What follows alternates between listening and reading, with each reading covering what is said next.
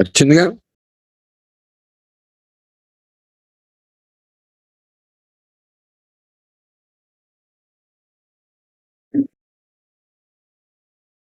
Okay. Very good morning, guys.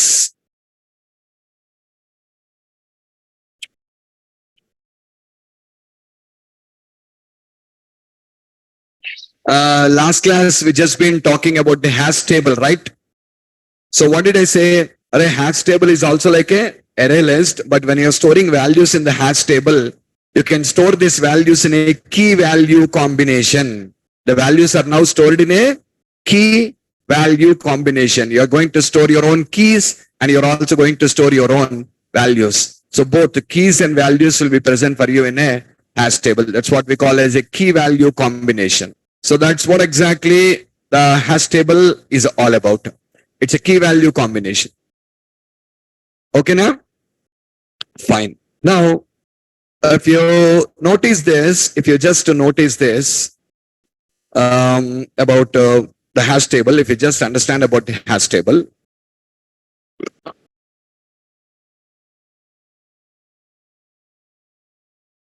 let's see how to work with the hash table.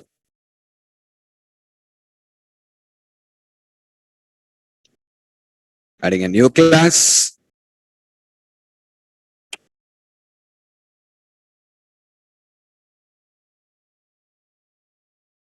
Using system dot collections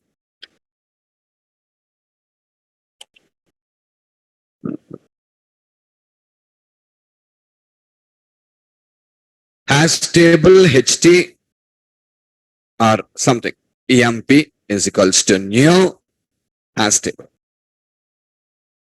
Now I'm going to store emp dot add. Add is a method. Yesterday array list also add only now. Now also add only. But now add takes two values. Key can be any type, remember. Value also can be any type. Value can also be null. Question mark is there. Value can also be a null. Key can be of any type. Okay. Key cannot be a null. Key cannot be a null. But value can be null. Okay. So question mark indicates it is nullable. It is nullable. Now we can store the key ID and here some value 1001. Is that clearer? Okay. Next.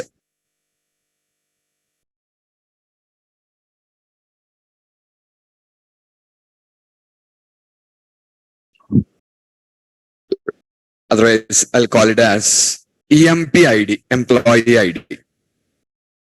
Employee ID. Same way, EMP name. Scott. EMP job. CEO of the company.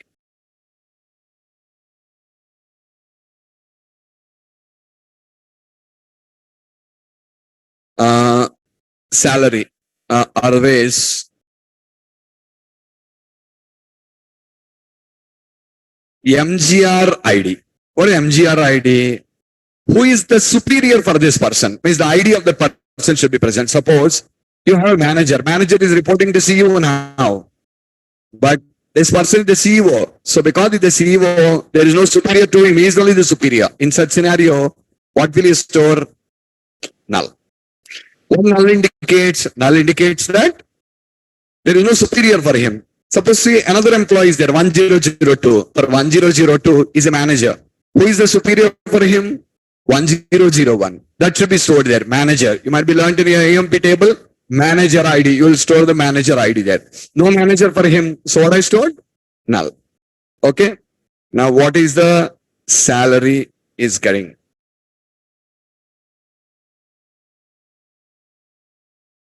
Next, commission.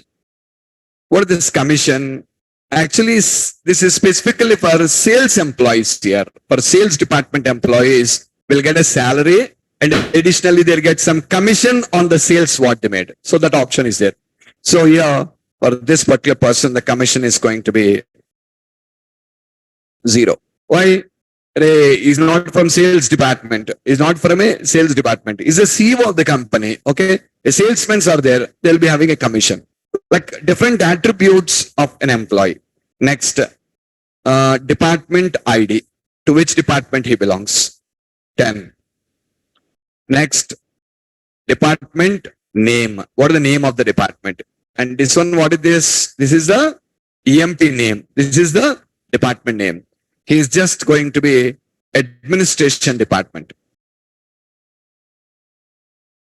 Is administration. Okay. So, department. And what is the location in which this is working at? It is in Mumbai.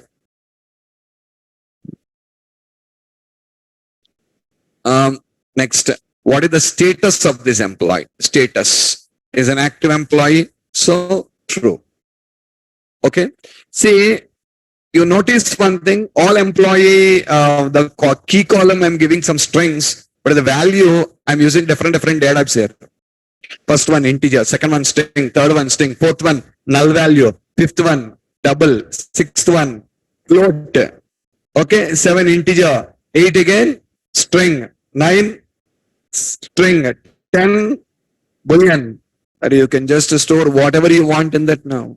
You can store whatever information you want in this. Like this, I tried to store some information like dot add. I wanted to store the PAN card number of the user, the PAN number. PAN is very important for all the working employees. You require to submit your PAN number now. Something.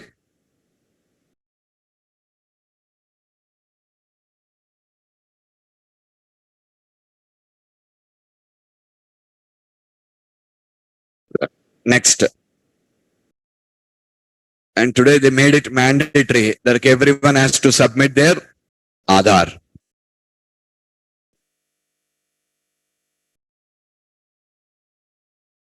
Aadhaar is a 12-digit value now.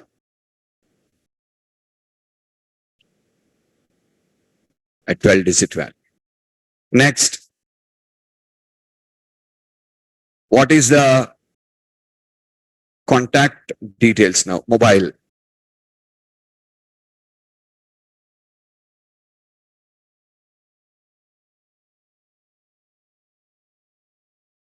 Next.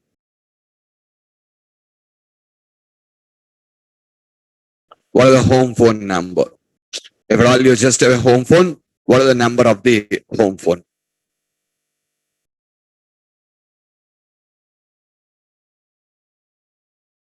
What's your email ID?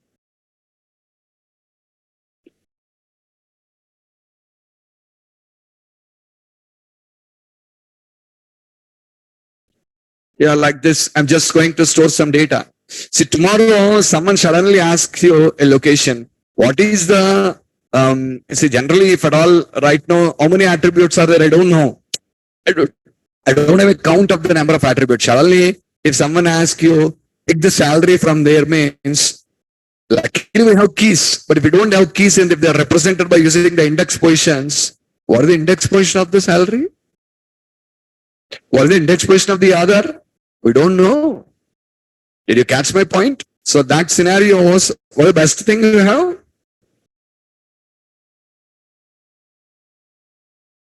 The keys. You can now use the keys now and you can access the values. For example, you want to find out the salary now. You want to find out the salary. You can just see console.writeLine EMP of. In the place of the index, now pass the key name now. And it will return you the value.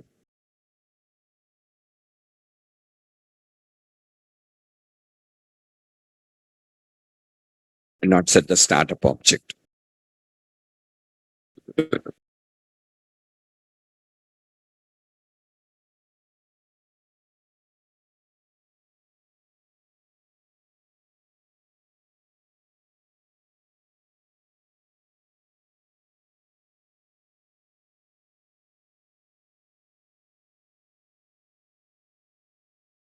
Yeah, you got the salary now? Understood. The location is not important now. So I want to get all the keys and all the value. I want to print all of them on the screen. Yeah, you can see for each. Observe it carefully. Object key in emp.keys will provide access to all the key names now. Same way, if you want values, you can call emp.values. Will provide access to all the values. Okay. See, once you know the key, you can pick the value also. And if you know the key, you can pick the value also now. So what I'm picking is all the keys now. Dot keys. I'm picking all the keys now. After picking all the keys, I'm writing console dot write line. What key? I'm writing console dot write line key. What is this going to print me? All the key names. Run and see.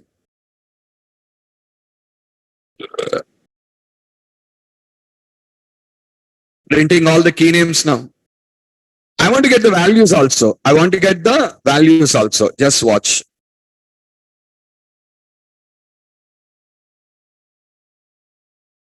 Otherwise,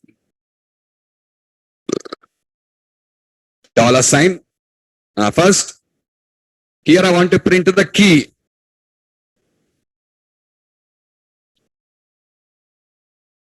And here I want to print the value. How to get the value? EMP of P. Pass the key there. Once you pass the key there, it will get you the value associated with that now. And just execute. You must see all the results. And one thing notice, you won't get these values in a sequence at all.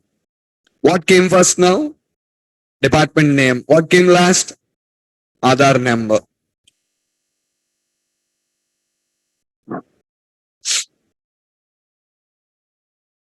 MGR ID is null now. What came first? MGR ID. These values will never come in sequence. Why, sir? Why they are not coming in the sequence?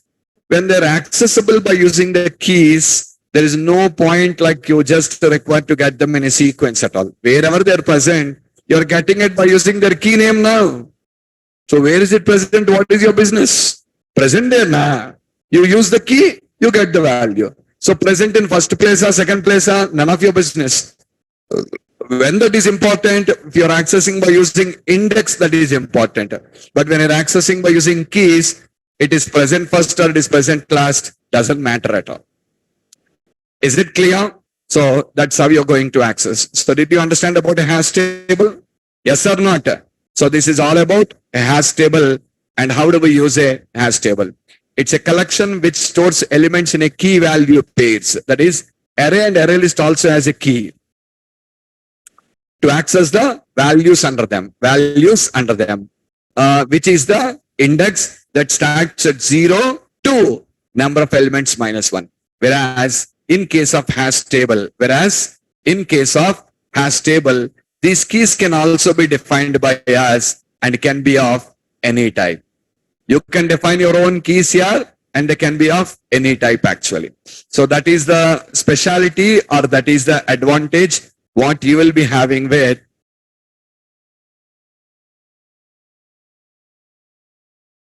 that is the advantage what you will be having with the hash table.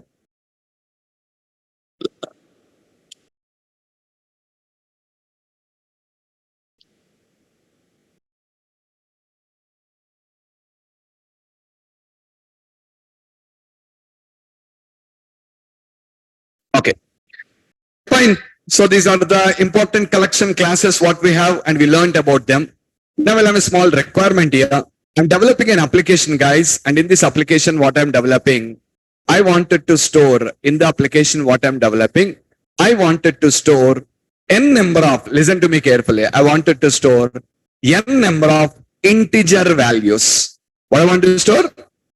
N number of integer values. To fulfill this requirement, do you recommend me an array or an array list? What should I declare in the code? Come on, fast. Only two options are given you, array list. What do you suggest? Array list. Why are you telling array list? Why not array? I know array list is variable length. I asked you, why are you suggesting array list means you're telling variable length? Array list is variable length, I know that, but why are you telling array list now? Why array won't store integer values, huh? See, you're simply throwing a stone, but why? Why are you telling array list? You throw a stone, if it hits lucky, otherwise no issues. Why did you say, I need to go for using an array list? Why not an array? Why are you not recommending an array?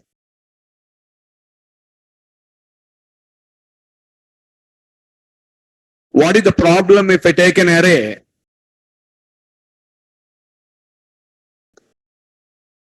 What is that? What is the problem? If I array take, what happens? I can store in array also now. Array, that's what the first thing I said. You should be a good listener. That's why I said you. What is my question? What is my question? I wanted to store n number of integer values. Did I tell the size there? That is the answer. Sir, you did not tell the size. That is why we are preferring array list. You're simply throwing a stone, but you don't know why you're answering. Did you catch my point or not? Did I say the size? When I don't know the size, you cannot use a array. When can you use array? When I tell the size. But I did not tell the size. What did I say? I wanted to store n number of integer values. You're not telling the size. If you don't tell the size, I cannot use array list. If you don't tell the size, we cannot use the array list there. What we should use is only array. I hope this is clear for all of you. So that is why we are just preferring an array in this context, because the size is unknown. The size is going to be completely unknown. If the size is known, then array list. Array. Then we say array. But the drawback here is Stack and Queue doesn't give you that options.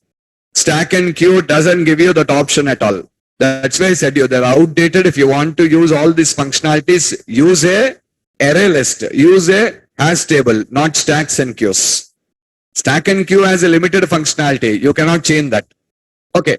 Now, all of you carefully listen to me what I'm telling you. See guys, tomorrow, when you people are working with this one, what you suggested is an array list. What you suggested is an array list. But do you know what is the problem with an array list now? What did I say? I want to store n number of integer values. Once we come across a n number means we cannot use array, we'll go for a variable length and array list. But I said one more point here, integer values. But array list store integers or any type. Tomorrow if I store a wrong type, will I get any error? Tell me. If I store a wrong type, will I get any error? No. Why yes, yaar? Last day you stored whatever you want there. If you store a wrong type, why will error come? Error won't come now. If at all you're trying to store a wrong type there, you will not be getting any error. So what is the drawback with your array list or all the collections what we discussed now, they are all not type safe. They are not type safe. What remember, not type safe. If I store a wrong value, it is not going to throw me a error. It has to throw me error. Yeah, the value is wrong. Error should throw. Your requirement is the number of integer values. Don't forget. Tomorrow, if I try to store a double, no error will come. If I try to store a string, no error will come. Error won't come now. That is danger now. So it is auto resizing, but not type safe. If I use arrays are type safe. Arrays are type safe, but not auto resizing. So here, correctly, for my requirement, both are wrong. If I use array, I have one problem. What problem? Auto resizing will not function. If I use array list, another problem. What problem? Type safety will not work. So both are wrong only now. So if the question is, I want to store n number of integer values, array or array list means, you can't use both. You cannot use both now. Are you getting my point here? You need something which is going to have a combination behavior of both the two things now. Combination behavior means should be type safe like an array and auto resizing like a collection. Should be type safe like a array and auto resizing like a collection. Both these two things should be present. Then only you can fulfill the requirement what we are talking now. What is it? Storing n number of integer values. Did you understand my point here? So there is a drawback with the collections, whatever we are discussing. Okay? And all these collections are under one assembly. Do you remember the assembly name? System.collection to the namespace. I shown you assembly name also. System.collections.non-generic. System.collections.non-generic. I spoke in English only, na? Type safe, again you're asking, what am I type safe? Type safe means storing different types of values. You want to store integer values only. But if you store a string value, not giving an error, that is what? There is no type safety. What is type safety? I want to store only integers, but allowing me to store you non-integers also. Arrays are type safe? Arrays are type safe? Yes, arrays are type safe. Arrays are type safe. Why?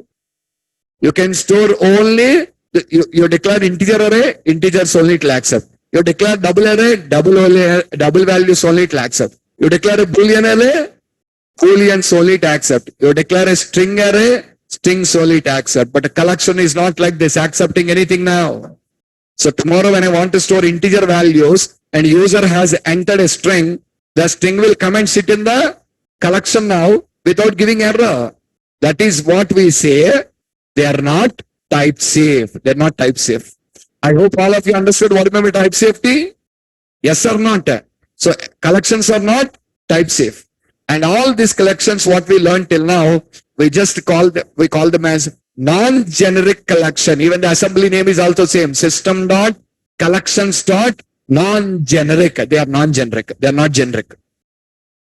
Is my point clear? They are going to be non-generic. They are not going to be generic at all. They are completely non-generic. They are not generic in nature. So that is the main drawback what you have with collections. What we learned now.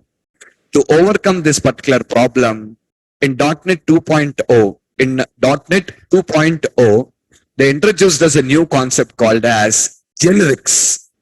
So what is this generics? First, let me explain you what is generics. Okay, listen.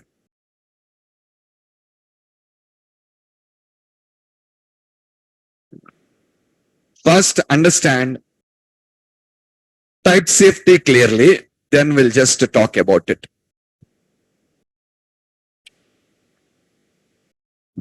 All of you look at this one. In this, I'm writing a method, public bool or equal int a comma int b. If a is equals to b, return true, else return. Simple code here. I'm just trying to compare two numbers are equal or not. That's all. Okay. Now, static void main. Create the instance of your class generic methods. Obj is equals to new generic methods. Call the method. Okay. Console dot write line obj dot or equal 100 comma 200. Tell me, are they equal? Tell me fast. They are not equal. So what is the output?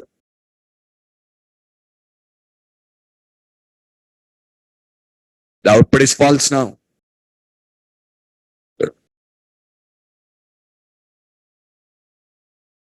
False. They're not equal. Is that clear? Okay. Now I'm just passing 150 comma 150. Yeah, they're equal. Is that clear? Now tell me, by using this method, I can compare what? Two integers, correct? But tomorrow, if I want to compare two float values, will this method work? Will this method work for comparing two float values? No. Why?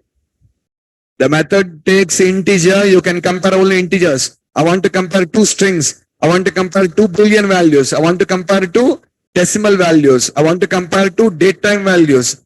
It won't work.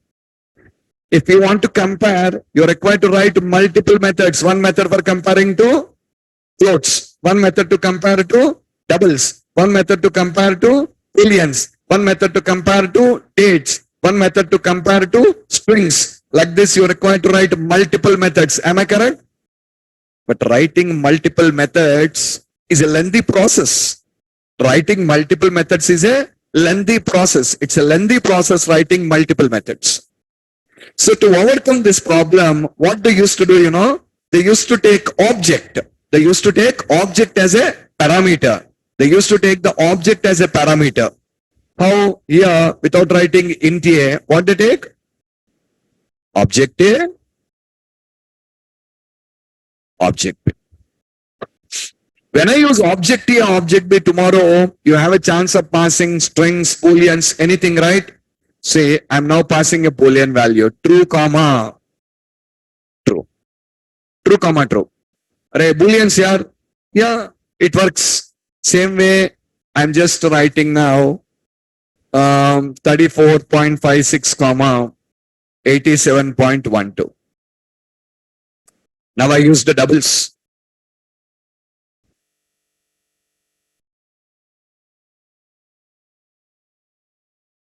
Hello, comma, hello. Hello, comma, hello. Now, first one is true or false. Second one, third one, fourth one.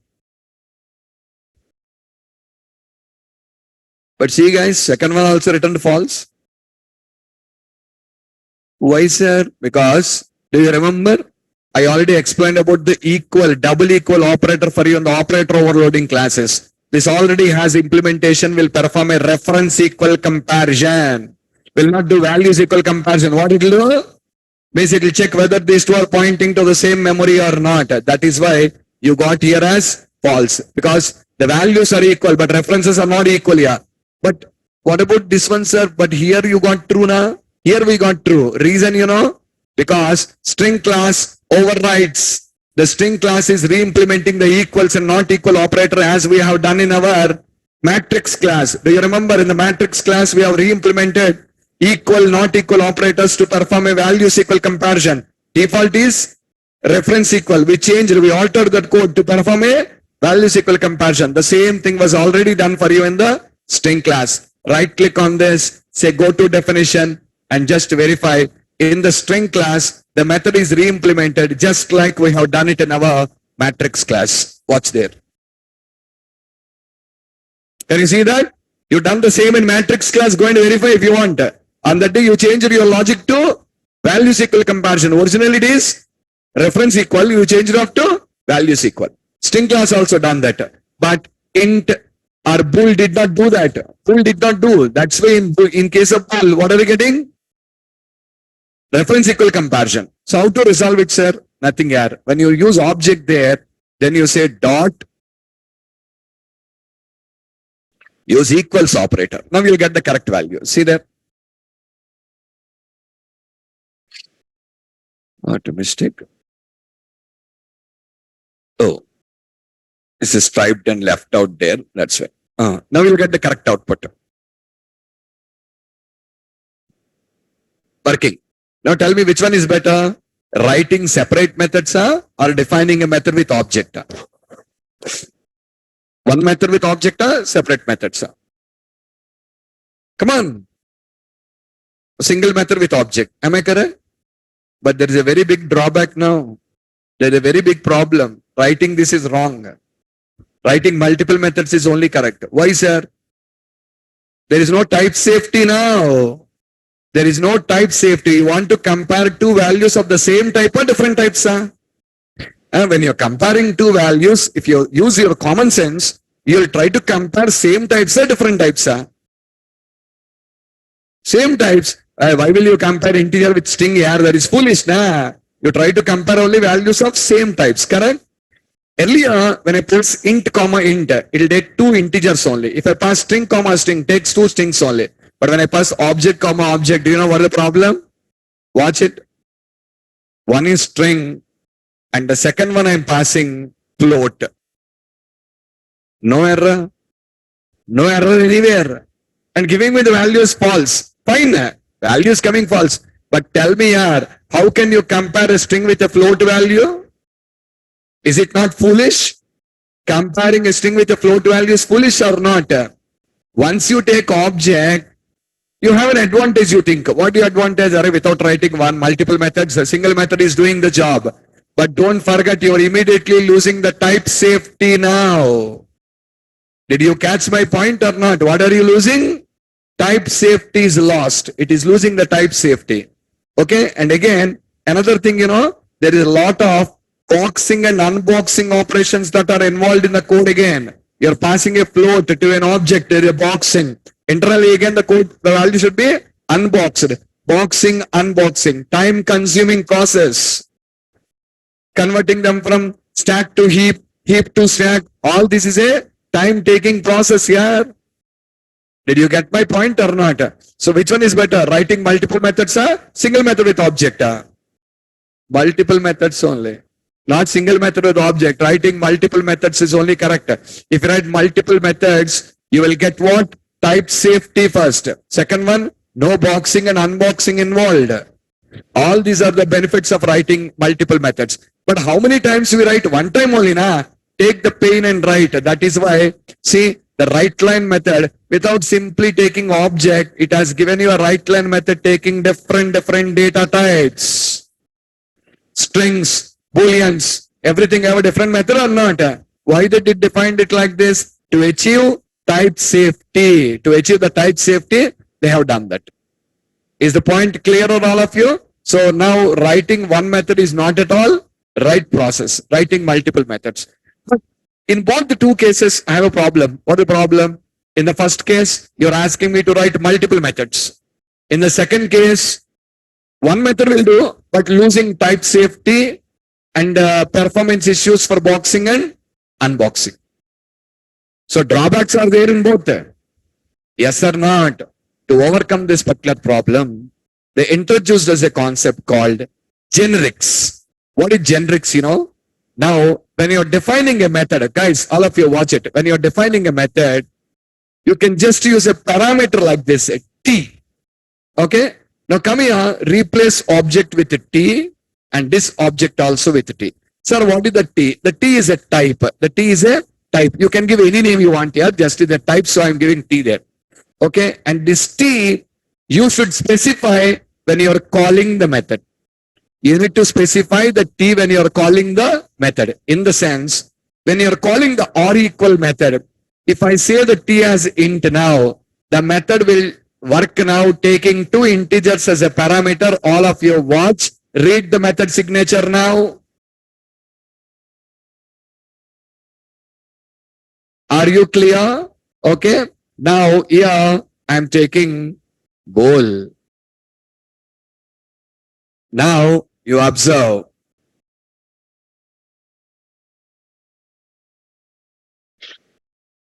Understood? Here, double. Double A, double B.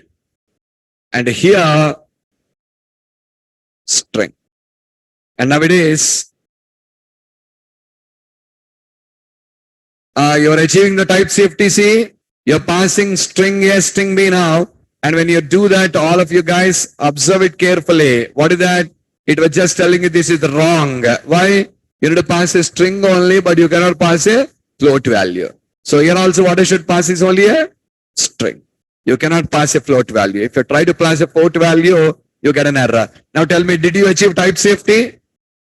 Did you achieve the type safety or not? Yes, sir, achieve type safety. Second one. Did you write multiple methods or one method? One method, but behaving as multiple methods. See the beauty of the concept now. It's only one method, but behaves like multiple. Behaves like multiple method. That is the beauty of generics. That is the beauty of the generics. Are you clearer or not? Okay. So that's what. So we are giving the word here T. Array, T means type here. You write whatever you want. You write X there, no problem. But tomorrow when you're reading, T means type. That's what to tell that. We just use the word called as a T. Clearer or not? Suppose you want a different parameter for A, different data type for A and a different data for B. For example, you want a different data type for A and a different data type for B. Then how to write, T1 comma T2. When you're creating when you're calling this method, you need to pass a type for T1. T1 I want float. T2 I want double. I can specify that float comma double. Means the first value should be float and the second value should be double. So this is a dynamic, guys. When you're calling, you are telling what type you want. Understood the point or not? So do you understand generics? One method, but multiple behaviors, providing you type safety. So now tell me, I said you three options to you. Which one is looking good? First option, write separate method for each type. Second option, write one method by taking object as a parameter. Third option, generic. Which one looks good? Generics, because we're achieving type safety. We're not writing multiple methods. Understood my point? We are achieving the type safety and not writing multiple methods. One method only behaving in multiple ways to us. That is the beauty of the generics. And we call this as a generic method. That is why I named it as generic methods. Same way, we have a concept like generic classes also. What is generic class look at?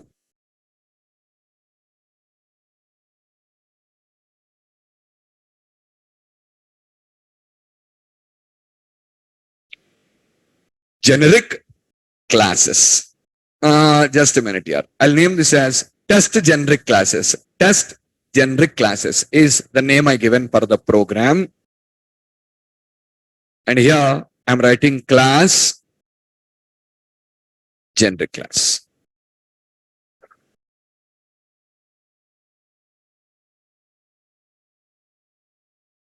Okay, just a minute. Generic class. So what is the generic class? I'll tell. Watch it.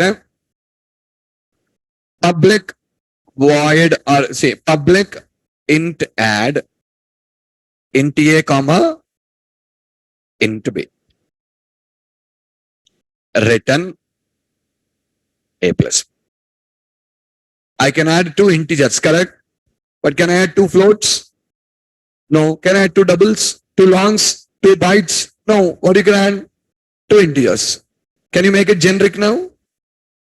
Can we make it generic now? What should I do? T. Come here. TA. TB. When you have two integers, result will be integer. When you have two floats, result will be float. When you have two doubles, result will be. So change here also. Did you understand me? While calling the method, if I say int, how the method will be, public int add int a int b. If I pass t as a float, public float add int a float b. If I pass a double, public double add double a double b. Is it clear? But inside return a plus b is giving error. See, what is this error? Operator plus cannot be applied to operands of type T and T. You remember you got the same error when you tried to apply plus between two matrices, minus between two strings. What is that? There is no method defined for using plus between two T's. Are you clear? This is a compile time error. But actually what is T? T is known in runtime. But a compiler don't know what is T. Array, you know T in the runtime. But now compiler don't know what is T. So how to skip this? Means this identification should be done on the runtime, not in the compilation time. You need to switch the identification process to runtime, not to right now it is compile time. In compile time, T is not known. When is T known? Runtime. So this identification should be shifted to runtime. How to do that?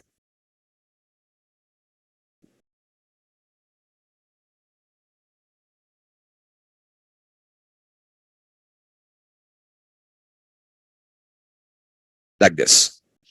Remember, where and dynamic. Where identification is done in the compile time, dynamic identification is done in the runtime. That's what I explained already. Go and read your notes.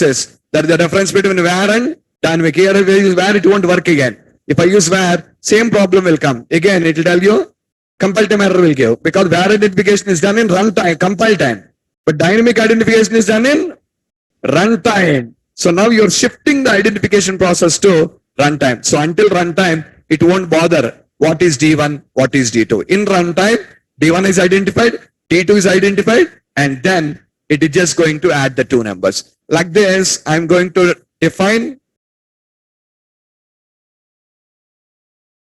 4 methods in the class. Second one, subtract. Third one, multiply. Fourth one, divide. Oh, let's change the symbols also. This is division. This is multiplication. And this is subtraction. Is it clear? So you defined 4 generic methods in the class. How many? There are 4 generic methods in the class. Okay. Array, without writing the method means for every method you require to specify the type now, correct? I'm talking with you only. For every method I require to specify the type. Without specifying the type for every method, you have an option now. What you know? Look.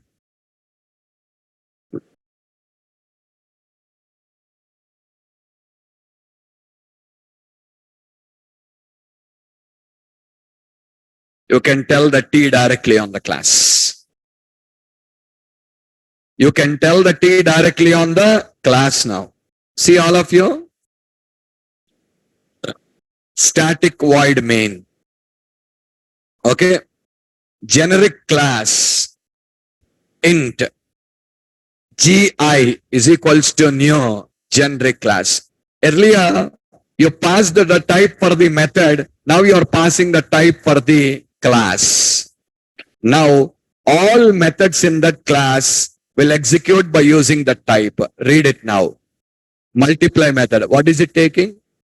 2 integers. Add method. 2 integers. Subtract method.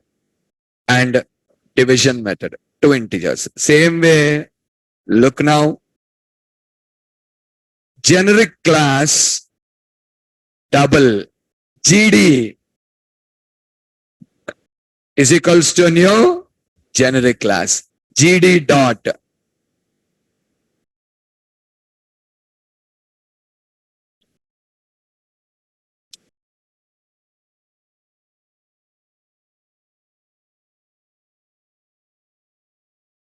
You see guys, add method taking doubles. Are you clearer now? If I pass it to class, total class will change of now. If I pass it to method, only for that method. If I pass it to class means for the whole class. So it depends. Which one is better, sir? Array, that completely depends on the requirement. Are you clearer or not? It completely depends on the requirement. Yeah, it is the same process. It's completely based on the requirement. Your delegate also should be generic now. You want to call this method by using a delegate. Your delegate also should be generic. How did you define a normal delegate? Now you're required to define a generic delegate. Delegate also when defining, you should say T there, not a type name. That's what. So that's what the process. Yeah. Understood all of you? Yes or not? This is what generic class is. So 2 things, generic method and the generic class. Generic method means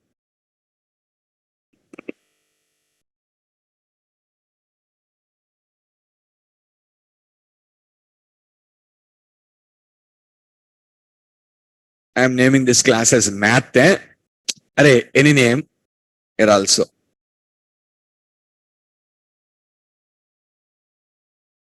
Math. Math.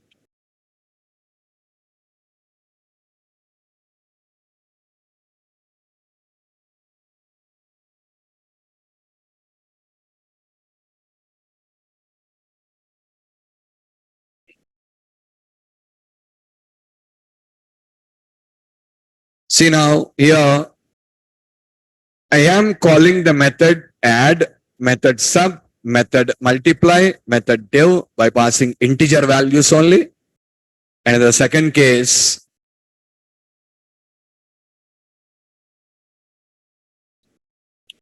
I am calling the method passing doubles.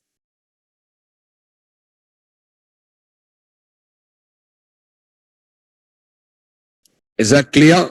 The first four are by calling integer and the next four are by calling the double.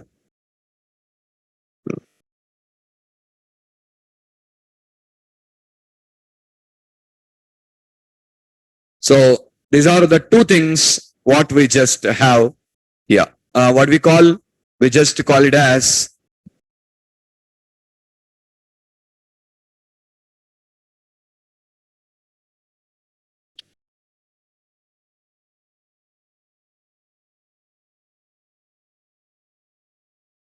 first one is generic method and the second one is generic class.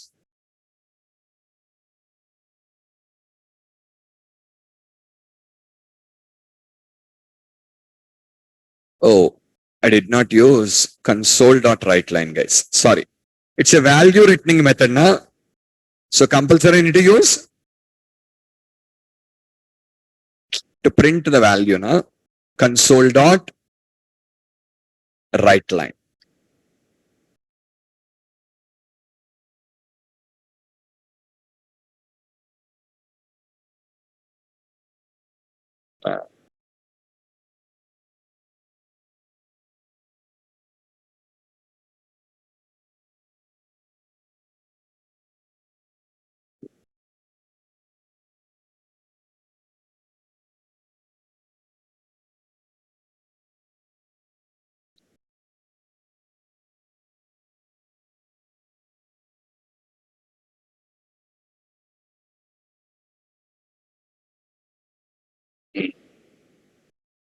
Yeah. Is that clear? Okay. So it's all about generic classes and generic methods. Generic classes and the generic method. Generic method means we are just going to pass on the value only to the method. But generic class means we are going to pass it for the class. So all members, not all methods, all members in the class will use that parameter now. Will use that type now. Will use that type now. Okay, these are the two options what we just have, generic methods and generic classes. Now, coming back to our original discussion, actually, why we started this discussion? We started this discussion talking about I just want something for adding n number of integer values. Am I correct? Array, what did I ask here? I asked I want something which can take n number of integer values. Add what? N number of integer values has to be added over there. Is it clearer or not? What we want to add is n number of integer values. But then we raised the question, if at all you want to add n number of integer values, should I take an array or should I take an array list? And we have been concluded. What we concluded, array both are wrong. Both are wrong. Why both are wrong? There is a drawback with array. There is a drawback with collection. What is the drawback with array? Fixed length. What is the drawback with collection? Not type safe. They are not type safe. So what is the best option means both are wrong options only. I cannot use any of these two things in this context. And to overcome this particular problem, using the concept of generics, what I explained you now, using the concept of generics, what I explained you now, all existing collections are re-implemented again, calling them as generic collections. Happened in 2.0 only. All collections are re-implemented again in generic collections. And the name of the namespace is system.collections.generics. Generic. The namespace name is also system.collections.generic. They have defined a new namespace system.collections.generic and they have re-implemented you all the existing collection classes. Now tell me the list of the existing classes, what I said you. Array, tell me the list of the collection classes. What I said you. I said you some collection classes I use now. First one, system dot collections namespace. And what we call? These are called as non-generic. Remember the namespace name, system dot collections dot non-generic. And on the other side, we have another namespace. What's it? System dot collections dot generic. Array, again, no need to tell. These are generic collections now. These are generic collections. Okay. And see here we learned about a class called stack, right? There is a stack class available here also. Stack of T. When you are creating the stack instance, tell what type of values you want to store in the stack now. Now push and pop method will take the same thing. Push will, suppose you created a stack by taking int now. Push method will take int as a parameter. Pop method will return int as a result. You created the instance by passing string now. Push method will take string as a parameter. Pop method will return string as a result. All things will change up. Next, Q. We have Q of T. Linked list. Linked list of T. Sorted list. Sorted list of T. Array list. The array list is available with a different name called list, guys. It's not array list. Hash table. The hash table is also available with a different name called dictionary. Did you understand that? Hash table will take two things, keys and values. Remember, keys are object, values are object there. But here, you can tell the key type, you can tell the value type. I want all keys are string type. I want all the keys of integer type. I want all the keys of character type. Then you cannot change that again now. Same way, value type also. What type of value you wanted to store. These are all the modern collections what we have. After introduction of generic collections, we are not asked it. We are asked not to go for using non-generic collections anymore. But if I need to tell you what is a generic collection, first you should understand what is the drawback of a non-generic collection. That is why first I given you an explanation for non-generic collection. And then I said you, array, these are outdated. Let us go with the modern, and the modern is generic collections. And you see, suppose you are creating a stack instance, stack of int, si is equals to new stack of int. What it stores? Only integer values. Same way, stack of float. SF is equals to new stack of float. Next, stack of string. SS is equals to new stack of string. From now, we will create instances like this. From now, we will create instances in this way now. Is it clearer? Yes or not? Okay. So watch, guys. I am adding a new class in my project.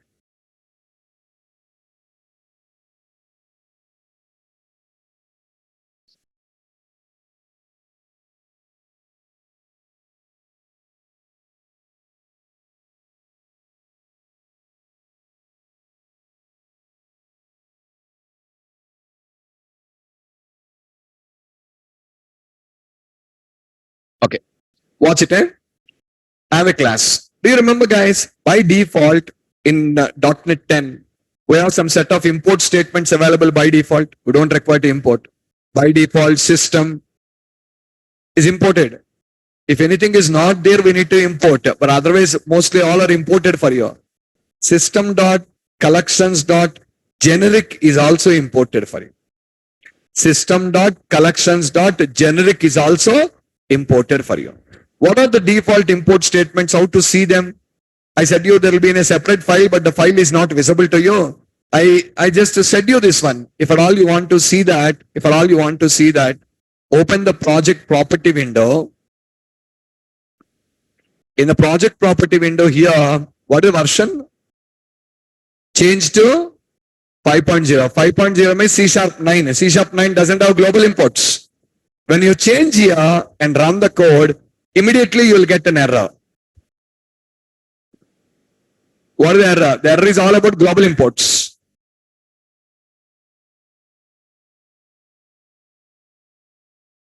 Are you clear? Which file?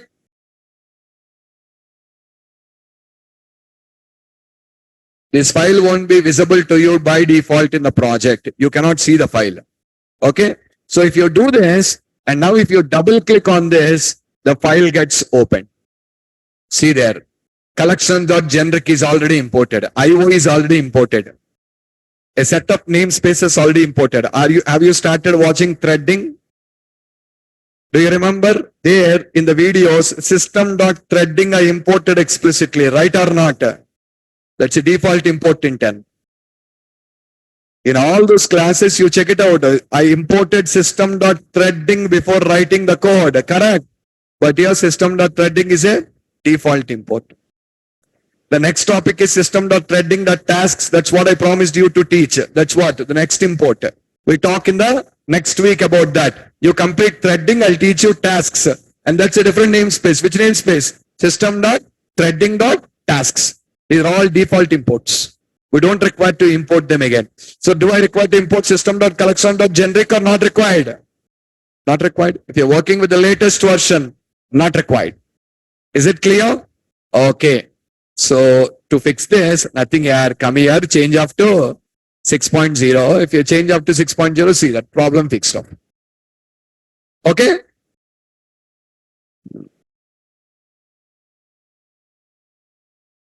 Yeah. So we had a class, huh?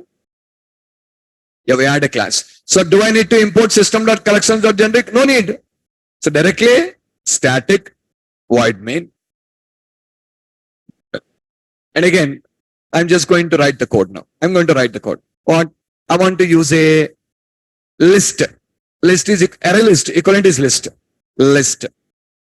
See there, guys, when you just type, if it shows you angular braces like this, what is the meaning, you know? This is generic. Whenever it shows you this one, all of you remember that is going to be generic in behavior. Wherever see linked list is generic, linked list node generic, list generic, like this. Wherever you find the angular braces, array list is not getting. Just scroll. Immutable list. Wherever angular braces are shown, remember all those are generic in nature. All those are generic in nature. Okay, list of int is equals to new list of int. And what you can store here is only integer values. If you try to store a non-integer value, you get an error. See, 20, 30, 40, 50, 60.56, something. Error. Error. Why? Type safety. They purely type safe. I cannot store any non-integer values because the list takes only. And you see, guys, here, the add method is changing itself now. Come here, tell string and come here, it will show you string item.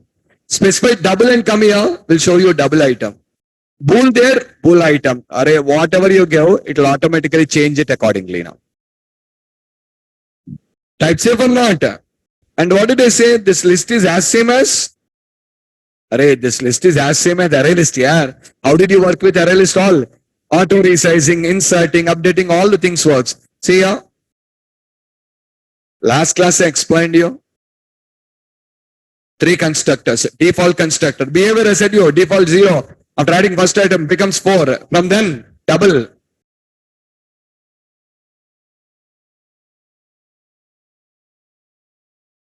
You can pass another collection. You can pass another collection as a parameter for this one.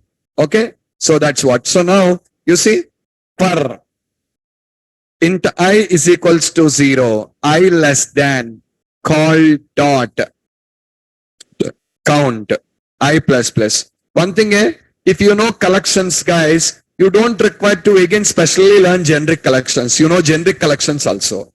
Only thing, while creating instance, pass the type name. That's it. Other than that, you don't require to do anything newly there. Same properties, same methods are available to you here also. See, add is the method and count is the property. Everything is same. Okay, and printing the value. Console dot write plus console dot write line and console dot read line.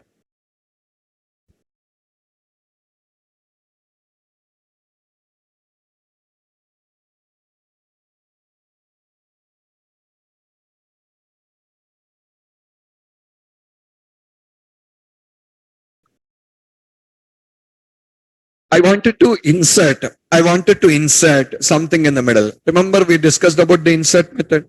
What do you want to insert? Between 30 and 40, insert 35. Position?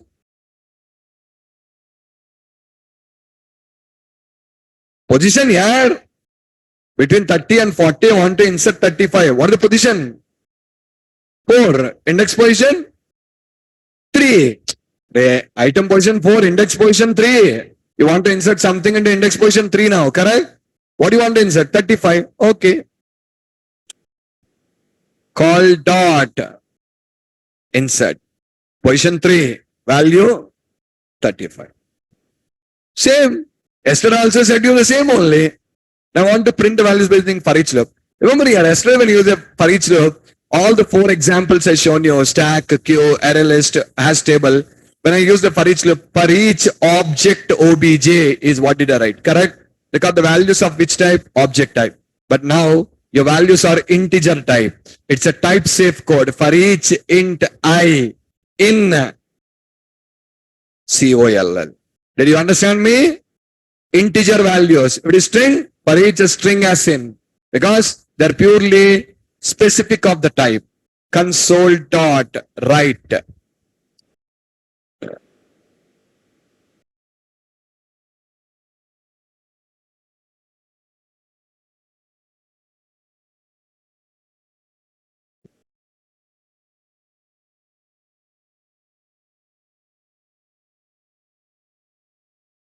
I want to remove 30 now.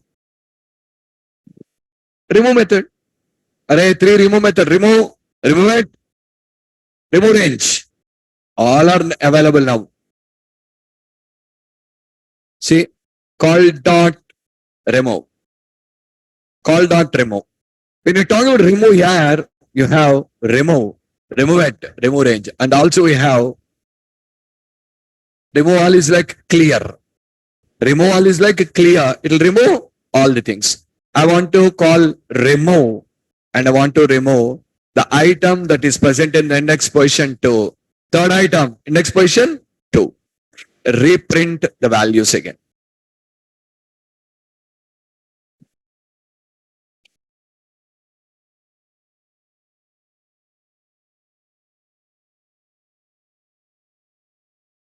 Sorry. Okay. Remove 30 now. Remove means value. Remove it means index. 2 is not there. Remove 30.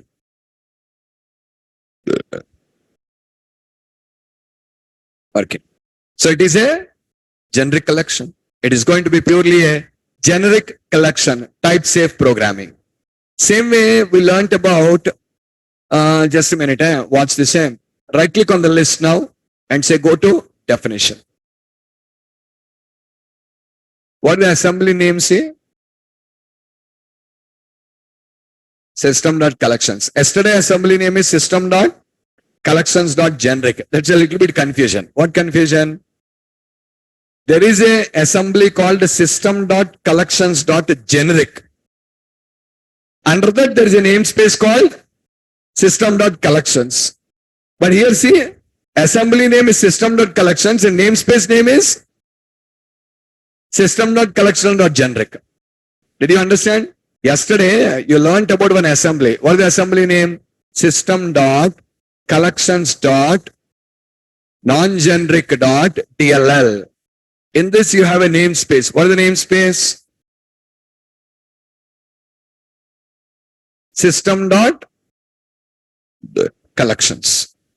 Today, we have an assembly called system.collections.dll.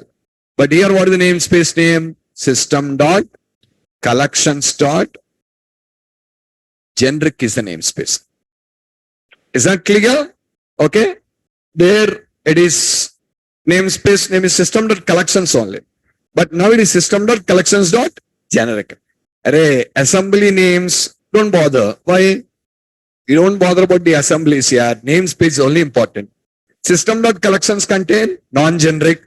System.collections.generic contains generic. That's it. Okay now?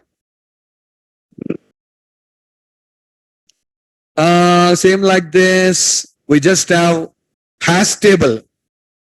The hash table replacement here is dictionary. The replacement for a hash table here is dictionary. And you guys have a look. I'll add you one more class.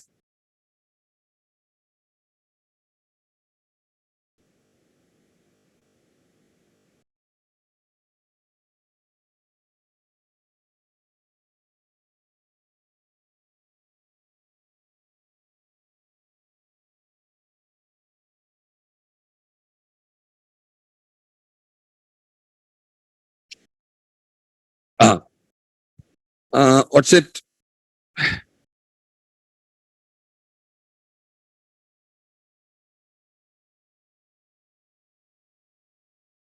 Now create the instance of which class? Dictionary.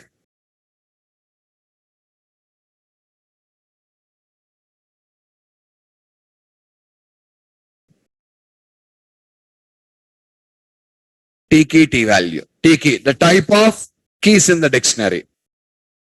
T value, the type of values in the dictionary. Okay. Guys, actually what I want to store, half an hour back we declared a hash table and stored values in that. Same thing only I want to store. What? Some keys and value. Employee data. Do you remember keys are which type? String type. Values.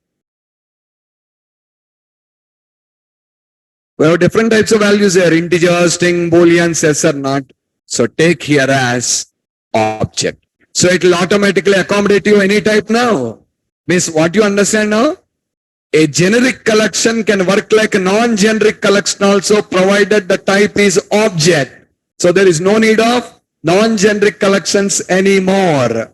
So generic collection can work like non-generic also. What you do? While creating the instance, specify object there. Then it will work for anything now. EMP is equals to.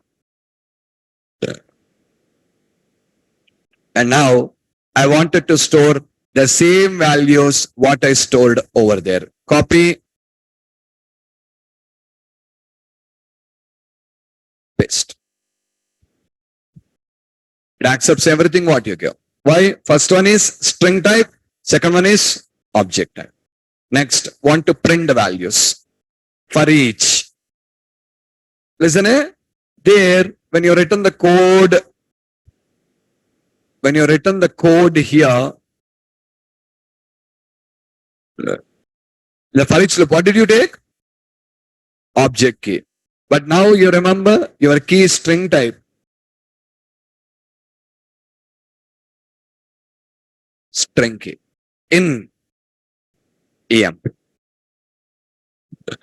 Console dot write line. Same code. What? Dollar.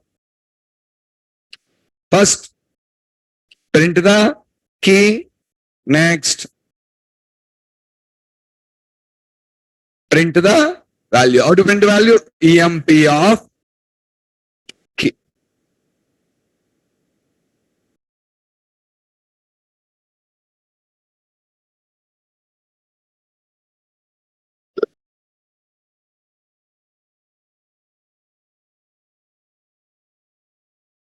for each string key in emp.keys.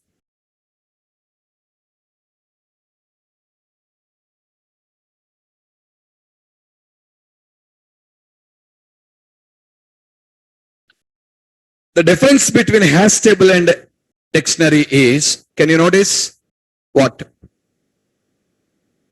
Dictionary maintains the sequence of the values. Hash table doesn't maintain the sequence of the values, but dictionary maintains the sequence of the values. You can see all the values are in sequence. This sequence will be maintained by the dictionary, but not by the hash table. Got the point? Okay. So here you can observe. So first I explained about generic methods. Then we have about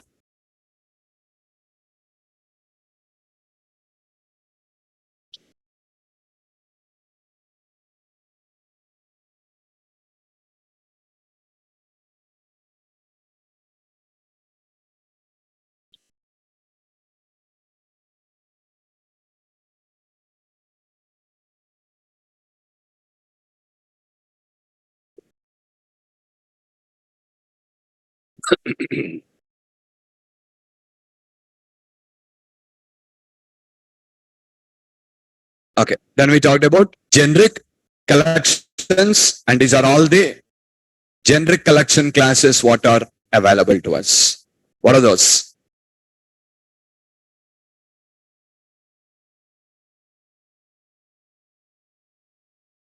T key, T value. You're going to pass the key name as well as you're also going to pass the value also. Or the namespace. But assembly name is system.collections.dll. And if you just observe the note here, T refers to the type of values we want to store under them. T refers to the type of values we want to store under them. Okay. And in this process, the first example I have explained here is about list.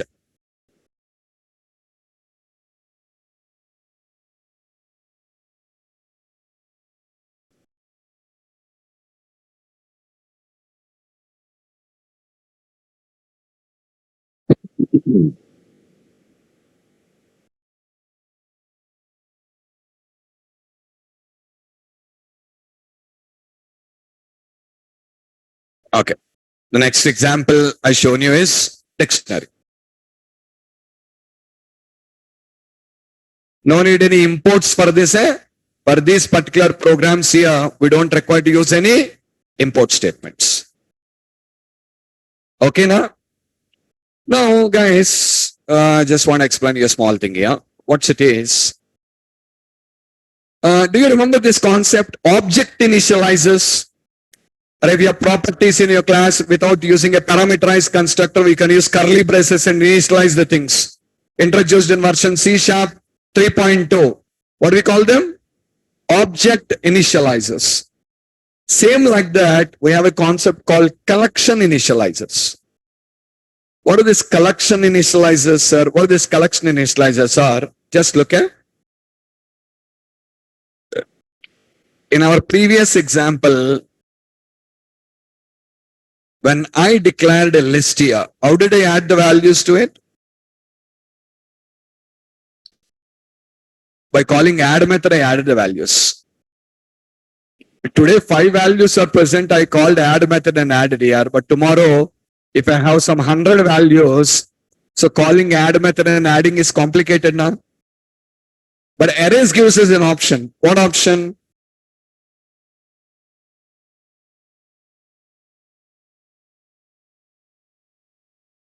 Arrays gives us an option to initialize an array like this, correct?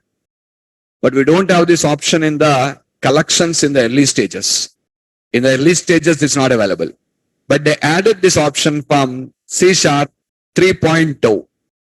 They added this option from C# 3.0. From 3.0 onwards, means if you're working with the old version of the C#, you cannot initialize like this. But if you're working with the latest versions of the C#, you can initialize collections also like this. How?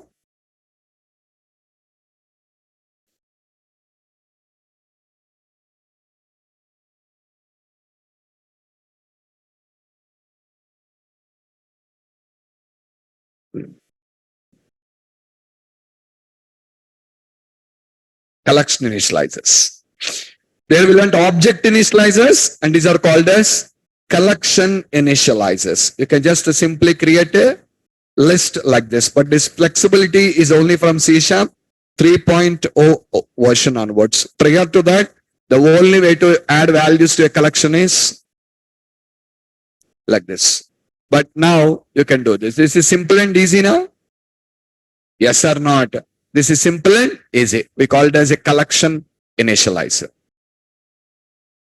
Why you're talking about array initializer too? That is already available. Why you're talking about that now?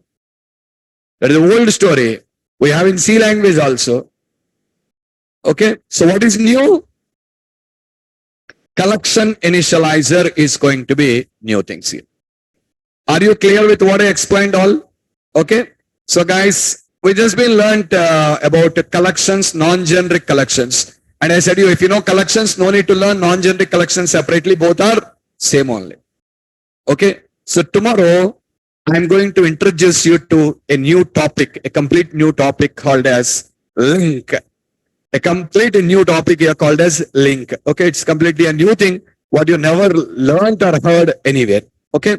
So that is called as link. So tomorrow we'll just work out with the link with these collections. But both in combination will be working up. Okay. Let's stop here. We'll meet tomorrow.